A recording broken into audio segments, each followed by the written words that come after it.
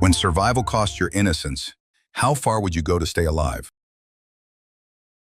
Your go-to place for gripping film breakdowns and shocking stories brought to life. Today, we're recapping the intense and disturbing prison drama Jailbait 2014, a story of abuse, injustice, and the brutal fight to survive inside a high-security juvenile facility.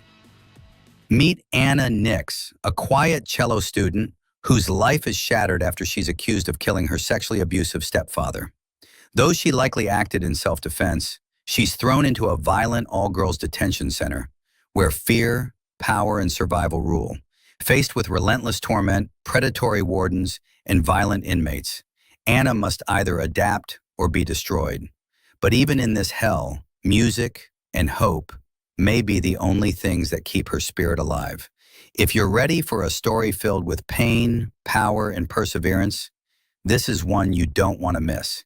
This is Jailbait 2014, and you're watching Real Recap. Let's begin. The film begins with Anna, a gifted violinist and outstanding student, living with her mother and her abusive, drunken stepfather. One afternoon, while Anna is practicing her violin, her stepfather stumbles into the room and sits beside her. Without warning, he starts to touch her inappropriately. Anna immediately stops playing, her eyes full of pain and fear, a silent sign that this has happened before. She tries to pull away, but he explodes with anger, throwing objects around and insulting her mother, insisting they owe him gratitude. He then forces Anna onto the bed, demanding she undress as he continues his harassment. Anna resists fiercely, but he strikes her violently. In a desperate struggle to defend herself, Anna pushes him with all her might. He falls back, and a broken bottle fatally pierces his throat. Shocked and overwhelmed, Anna loses consciousness. After the incident, Anna is arrested. In court, she bravely recounts the daily abuse she suffered at the hands of her stepfather, insisting she never meant to kill him, only to protect herself. But in a heartbreaking twist, her own mother testifies against her, denying the abuse ever happened and claiming her husband's injuries were due to a medical condition. With no one to support her, the judge sentences Anna to 4 to 9 years in juvenile detention, depending on her behavior.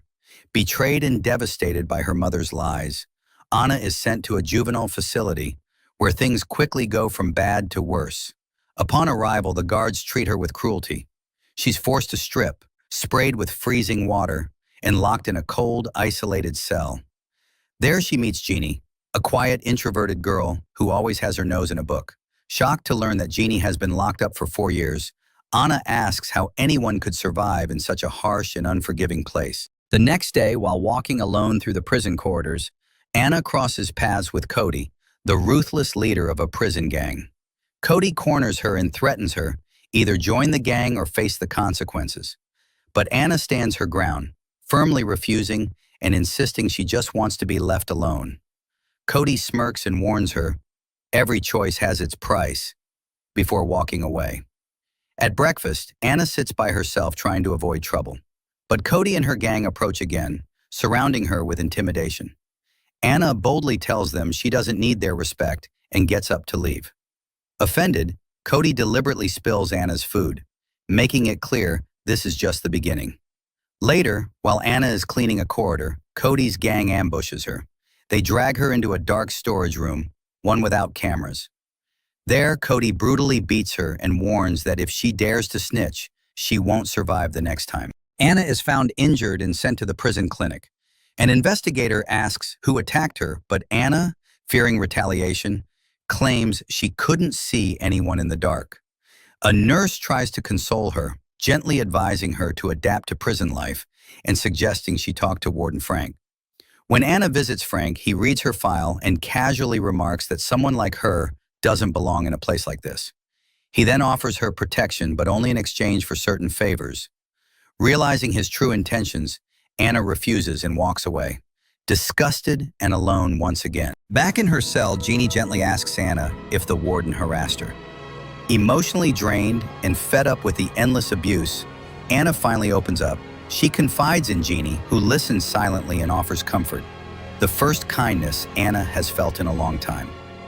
Tired of being a target, Anna makes a difficult choice. Feeling cornered and desperate for safety, Anna decides to join Cody's gang for protection. Cody agrees, but not without a condition. She orders Anna to attack a rival gang leader who once assaulted her, and to make sure the fight is caught on camera as proof of the rival's aggression. Left with no other choice, Anna confronts the rival in a violent brawl. Fueled by rage and fear, she fights back fiercely, proving she's no longer someone to be messed with. The gang watches with approval, impressed by her strength and willingness to stand her ground. But the moment doesn't last. Guards storm in and break up the scene.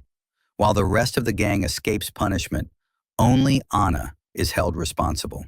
She's sent to solitary confinement, completely alone. Her punishment is severe.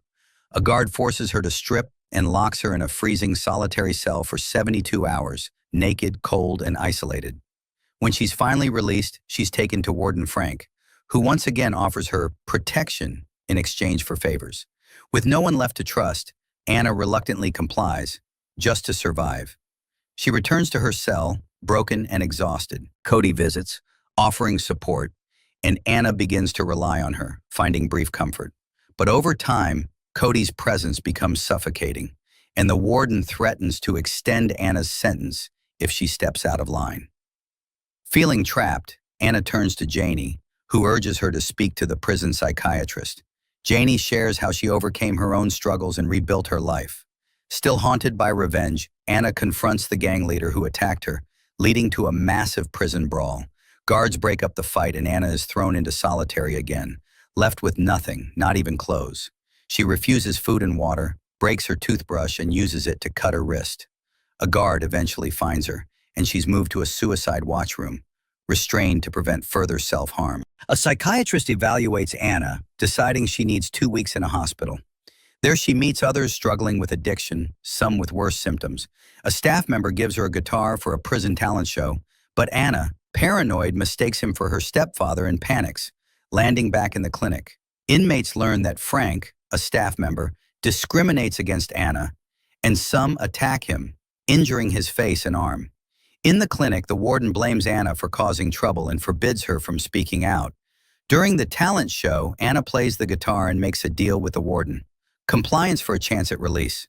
She confides in the nurse about her situation, but the warden, learning of this, orders Cody and other inmates to attack the nurse, who is killed. Terrified, Anna confides in Cody, revealing that Frank has been abusing girls in the prison. Cody gives her a recorder to collect evidence.